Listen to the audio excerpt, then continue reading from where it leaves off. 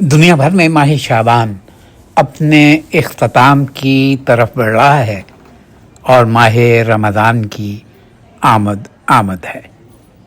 एक बात कहूँ, पाकिस्तान में शायद दुकानदार, अजनास फरोश और बड़े बड़े ताजर ये सोच रहे हों कि अब रमज़ान में चीज़ों को महंगा कैसे करेंगे और कितना करेंगे। हुकूमत एक हद तक नज़र रख सकती है इन चीज़ों पे, लेकिन जब तक इंसान का अपना ज़मीर बेदार नहीं रहेगा तब तक इस मसले पे काबू नहीं पाया जा सकता। हम मगरबी ममालिक की तकलीद बहुत सी चीज़ों में करते हैं मगर इन चीज़ों में नहीं करते।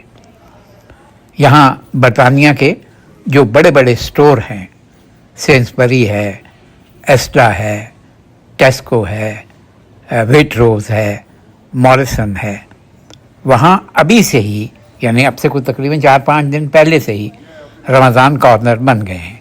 ये मॉरिसन का क्रॉयडन का स्टोर है, बहुत बड़ा स्टोर है जहाँ रमज़ान कॉर्नर बन चुका हुआ है।